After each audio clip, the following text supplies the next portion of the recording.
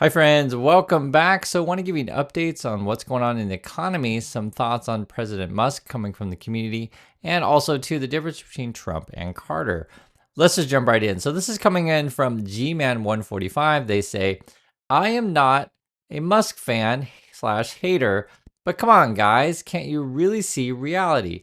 He is the world's richest, running 5/6 major companies, and you guys judging him. Of course, he is doing much more for the world than you and me. Please don't be so nasty idiots. Go out and start your own projects. So that's the advice from G-Man. Go start your own projects, guys. And this is also coming from Turi Te No. They say, so Elon is supposed to be CEO of 4 different companies, yet he has time to play games and meddle in politics. That alone tells you how little work a CEO actually does. We also have this comment coming in from Not Very Good Gamer. All you got to do is be rich, and anyone will believe anything you say, and anyone will believe anything someone says about that rich person. We also have this comment. It's good to always hear comments from the community. This is coming in from Keen Mechanica. Keen says, people are just too lazy to do research to come to their own conclusions, so they join a cult. No need to put forth any effort. No need to think. Just rah-rah for the personality like it's a sporting event. Will Rogers said we were the first nation to go poorhouse driving a Model T. Well, we are a nation going to the poorhouse with network supercomputers in our pockets, too lazy to investigate and form our own opinions. We also have this coming in from User. User says, listen, I respect you enlightening all the idiots out there, but seeing as I knew all this 10 years ago, we're talking about Musk and Trump's this stuff, what I need is for someone to tell me how to ride out the next 10 years of stupid. Where can I find that at? And my answer would be hang out in this community. We have these conversations and try to stay sane amidst this crazy world. And then we also have this comment coming from MK First. They say, imagine going to live on Mars where Musk would have 100% control over you. We have to talk about this stuff every day because it just keeps spiraling into crazy land. And I'm just trying to keep the the wheels on the bus essentially before we go too far. But I know how it is, guys. I really know, and this is sort of why I do the news with you guys every day.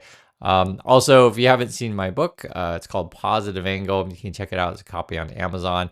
I actually am a pretty happy and positive person every day. I know the news can get kind of sad and stuff like that, but mostly I like to live in reality, so I know what's going on. And if you have the community, I think you probably do as well. So I think you'll like my book if you haven't checked it out already. It's called Positive Angle.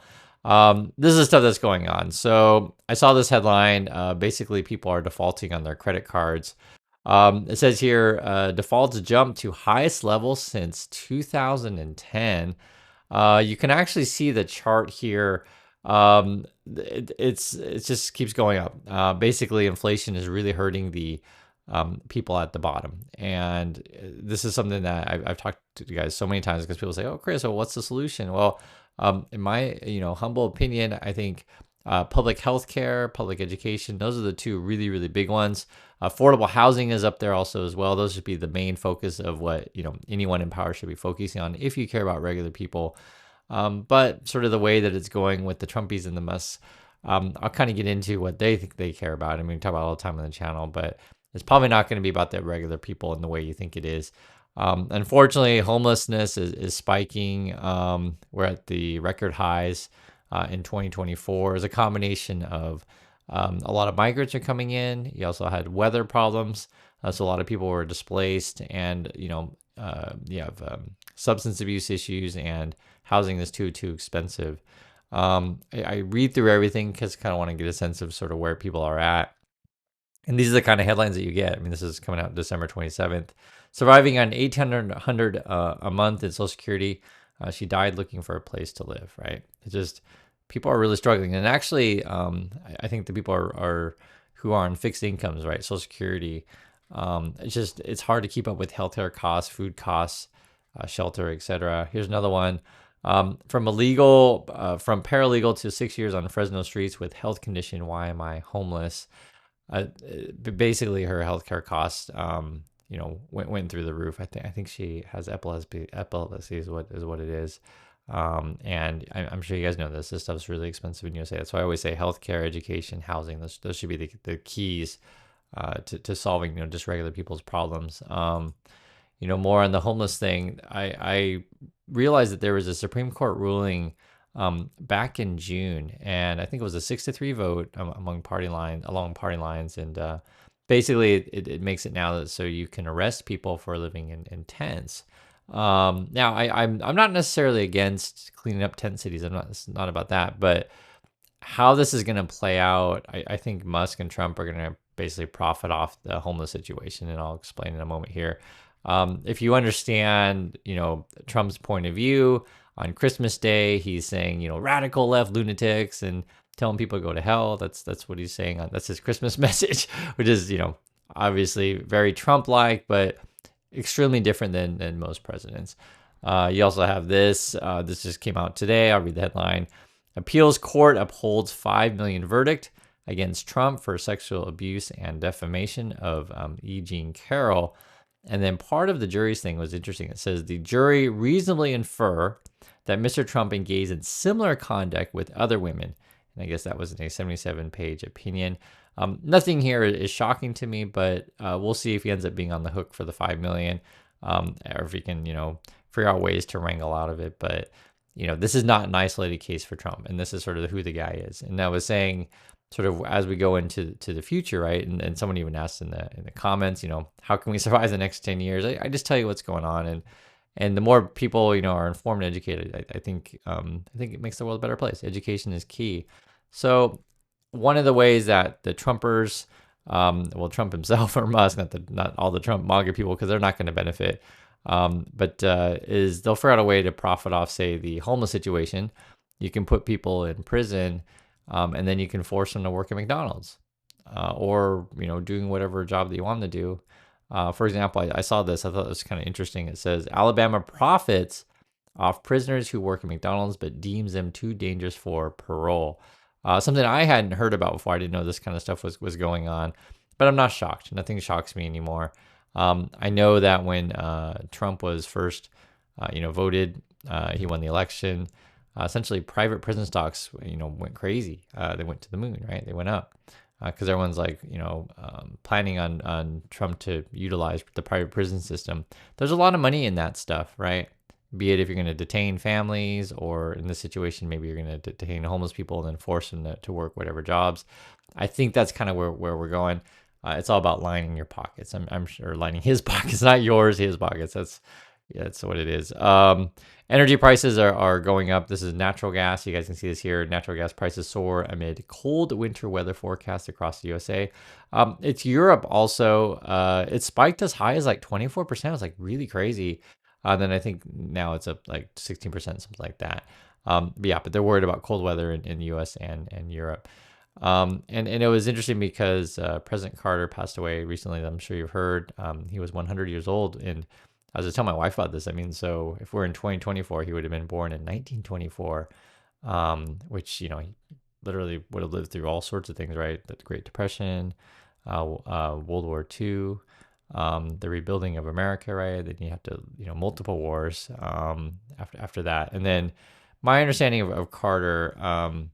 Is it because I always ask older people about him? That's how you learn. You read history books. Also ask people's experience, but generally people had a positive impression of him. But during his presidency, he was hampered by the oil crisis, which I don't think any president could have really done much. To be perfectly frank, I mean I've learned about this, but also to be fair, I think he did bumble the hostage crisis. So put those two together, it was kind of a doomed presidency. But then I guess after he was president, he had a much more positive public, public persona. I was reading through one of the speeches that Carter gave, and I wanted to read it to you guys because it actually really is something that, how can I say, we can all learn from, and it also is very relevant to what is happening today. And let me read a little bit. This is actually had to do with the confidence in America. This is from Carter way back when. It says, I do not mean our political and civil liberties, they will endure. And I do not refer to the outward strength of America, a nation that is at peace tonight everywhere in the world with unmatched economic power and military might. The threat is nearly invisible in ordinary ways. So this is from Carter. It's a really interesting speech. It is a crisis of confidence. It is a crisis that strikes at the very heart and soul of the spirit of our national will. We can see this crisis in the growing doubt about the meaning of our lives and the loss of unity, of purpose of our nation. The erosion of our confidence in the future is threatening to destroy the social and political fabric of America. And he's giving this speech during, like, it was a horrible energy crisis back then, and so everyone was really worried about the future. Carter also goes on to say the confidence that we have always had as a people is not simply some romantic dream or proverb in a dusty book that we read just on the 4th of July. It is the idea which founded our nation and as a guide in our development as a people. Confidence in the future has supported everything else: public institutions and private enterprise, our own families, and the very Constitution of the United States. Confidence has defined our course and has served as a link between generations. We've always believed in something called progress. We've always had faith that the days of our children would be better than our own. And, it's interesting when you go back, back then they were just worried about people were losing faith in the system as a whole, which seems very, very, relevant to today. If you want to talk about the Kamala Harris message, she was saying, hey, I want to go forward. We're going to turn the page, these kind of things. And, from the Trump campaign, hey, I'm going to bring you back your factory jobs and stuff like that. I laugh because, there was very two different visions of the USA. And, on Christmas Day, Trump tells people to go to hell. So it's unfortunate, sort of the differences that we, are sort of the path that we're taking at the moment. And it's interesting when you read through Carter, how, again, during that time, people were worried about the confidence in the whole system. It's very similar to where we are today. Carter also says our people are losing faith not only in government itself, but in ability as citizens to serve as the ultimate rulers and shapers of our democracy. As a people, we know our past and we are proud of it. Our progress has been part of living history of America, even the world. We always believed that we were part of a great movement of humanity in itself called democracy, involved in the search for freedom, and that belief has always strengthened us in our purpose. But just as we are losing our confidence in the future, we are also beginning to close the door on our past. It's you can kind of really feel the problems that they were having, but back then it's like so similar to today. Carter also goes on to say, in a nation that was proud of hard work, strong families, close-knit communities, and our faith in God, too many of us now tend to worship self-indulgence and consumption, right?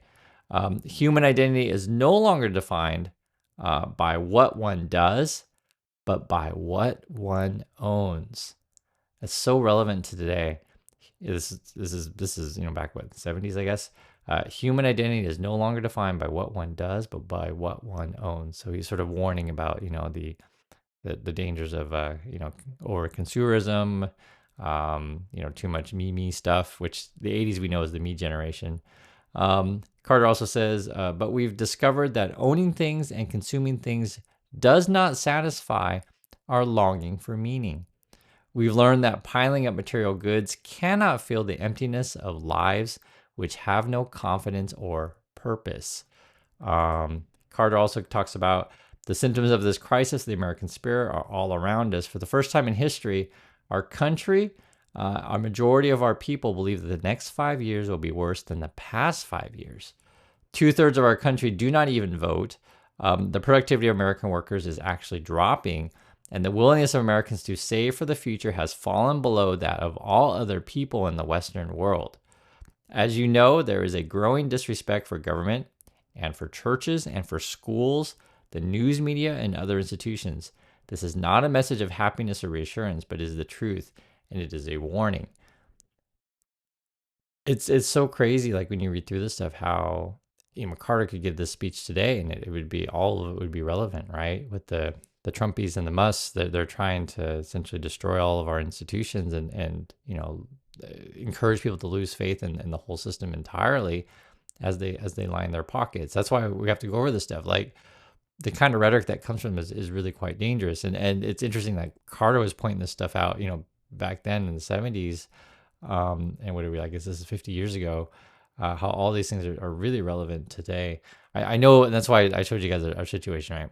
We have homelessness, credit card debt, people can't keep up with inflation. I totally get it. I totally get it. That's why we go through these things. And the thing is, though, if you want to take a more positive note, we have faced these problems in the past, and we're still here today. So it doesn't mean the road's going to be easy. It doesn't mean that necessarily. I'm saying it's interesting how we faced very similar challenges before.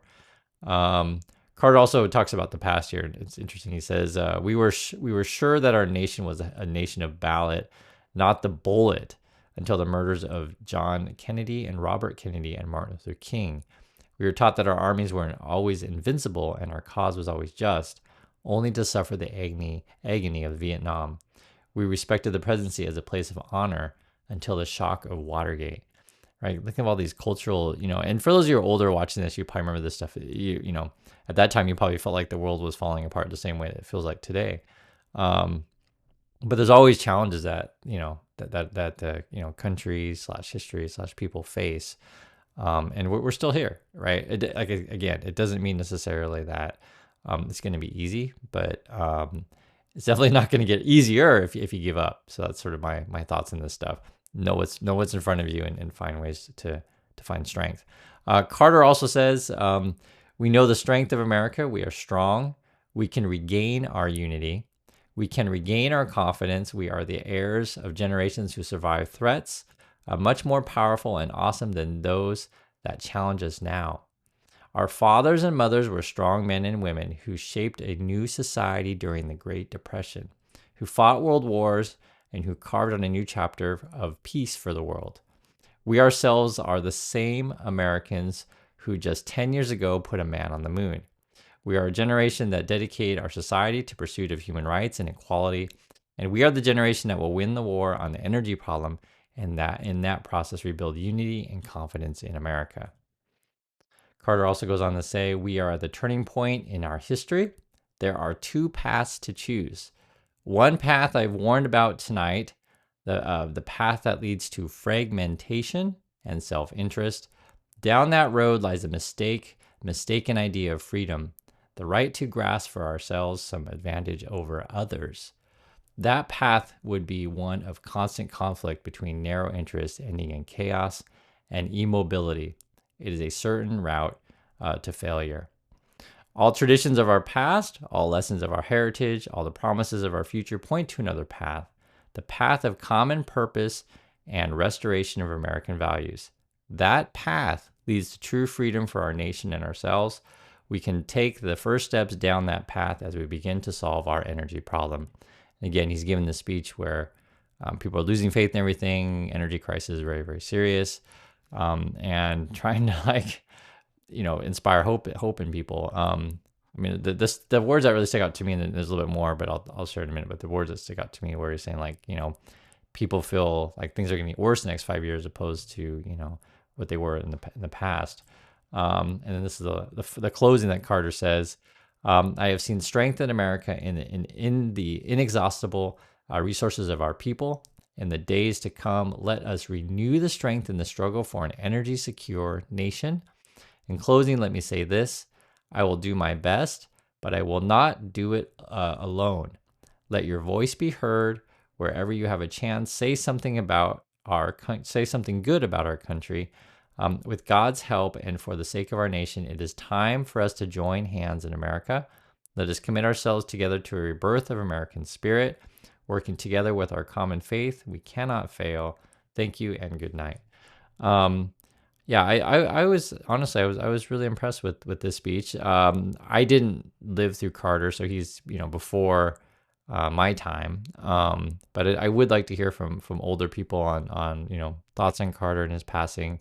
Like I was said, opening in this, my understanding was Carter just was challenged by history. No matter who would have been president at that time with the oil crisis, I don't think he could have done much.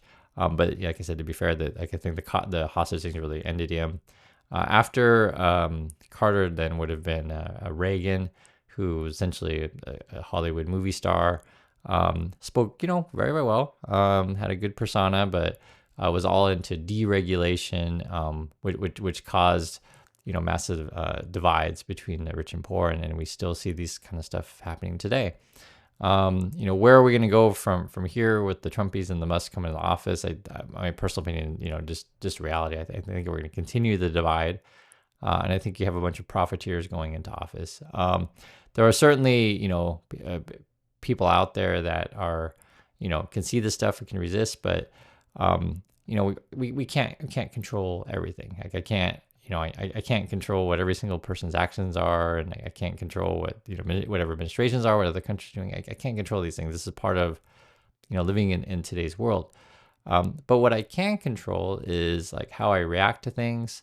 I can control how I treat other people, right? Try to treat people in a positive way, and I can control essentially my emotions in a way that whenever you're feeling down, right, about whatever, just identify what you're facing and say, you know what, I'm going to find a way around it. I'm going to, move in a positive direction, and I'm going to be around people who want to do that also. So, I know there's a lot of people out there really facing challenges. I really do. Like I said, we have soaring credit card debts, we have homelessness, we have high, medical costs. I know these things, and this is sort of why I bring it to your attention, not to lament and say, oh, it's impossible. No, you bring it to attention to say, hey, this is important, and if we care about our fellow citizens, we'll do things to address it, and sort of point these things out. So I hope you guys understand my perspective on this stuff. Like I said, my opinion on these things are always the same. If you want to support the general public, invest in public education, public health care, and make sure that like we're doing things for the common good, not to just line the pockets of wealthy individuals. So that's my thoughts on this stuff. I'd like to hear your thoughts, and I'll catch you on the next video.